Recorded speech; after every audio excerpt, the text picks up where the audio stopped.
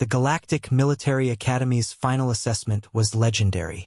A hyper-realistic combat simulation that had broken the finest military minds across 17 species.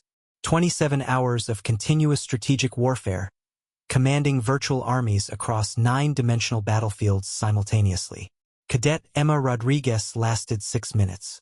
"Where is she going?" demanded Commander Vextor, his chitinous mandibles clicking in disbelief as Emma's avatar simply turned and walked away from the command center. The observation deck was packed with military brass from every major civilization. They'd come to witness humanity's first attempt at the impossible simulation.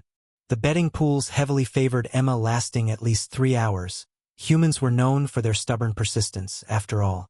Nobody had bet on her just leaving. "Cadet Rodriguez," Vextor's voice boomed through the simulator. "Return to your position immediately." Emma's avatar kept walking, hands in her pockets, whistling something the universal translator identified as an ancient Terran battle hymn. But what was actually just a commercial jingle for cereal? On the massive tactical displays, the simulation continued. Enemy forces, controlled by the Academy's most advanced AI, began their assault. Armies of millions swept across digital continents. Fleets darkened virtual skies. The 9-dimensional chess game of war had begun, and one player had abandoned the board. "She'll fail within moments," predicted Admiral Croth, his crystalline form resonating with satisfaction. "No commander has ever." The first enemy army reached Emma's undefended capital and promptly stopped. Then they started fighting each other. "What's happening?" someone whispered. Director Flange pulled up the tactical data, her 12 eyes widening in sequence. "The AI is confused. It's never encountered a complete absence of resistance before. It's interpreting it as either a trap of impossible complexity or what? Or a surrender. But the simulation doesn't have surrender parameters, so it's stuck in a logic loop trying to determine the correct response." On screen, Emma's avatar had found what appeared to be a virtual coffee shop. She was sitting at a table, reading a newspaper that she'd somehow generated within the simulation. The enemy forces, meanwhile, had descended into complete chaos. Without any defensive strategies to respond to, the AI had begun creating increasingly elaborate scenarios to explain the humans' behavior. 14 different enemy factions had formed. Each convinced the others were part of Emma's non-existent master plan. "This is ridiculous," Vextor sputtered. "She's not even playing." Ambassador Thomas Mitchell, humanity's liaison, tried to hide his grin. "Technically, the rules state that cadets must achieve victory. They don't specify how." Hour after hour passed. Emma's avatar had started a small garden beside the coffee shop. She appeared to be growing tomatoes.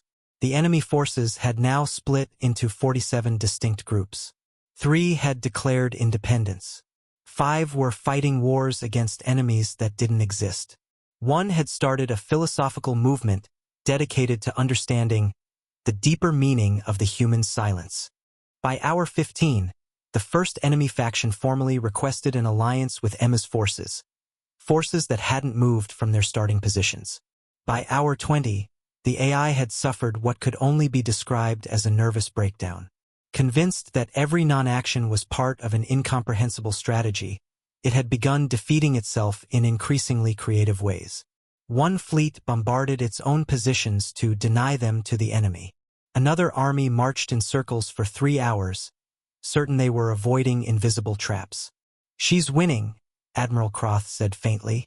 "By all 17 metrics of victory, she's winning. She hasn't issued a single command," Vextor protested. "Exactly," Mitchell said. "Do you know what we call this strategy on Earth? Winning by not playing. Sometimes the most powerful move is to refuse to engage with a system designed to defeat you." Hour 27 arrived. The simulation ended. The final score appeared on every screen. Cadet Rodriguez. Complete territorial control, 0 casualties, 0 resources expended. Enemy forces. Complete annihilation through self-inflicted confusion. Result: perfect victory. Emma's avatar stood up, stretched, and walked back to the command center she'd never used. She looked directly at the observation camera and shrugged. "You said achieve victory," she stated simply. "Nobody said I had to fight for it." The Academy's combat doctrine was rewritten that day.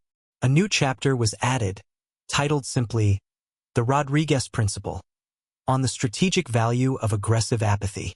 The subtitle, added by a human military advisor, read, "Sometimes the only winning move is not to play."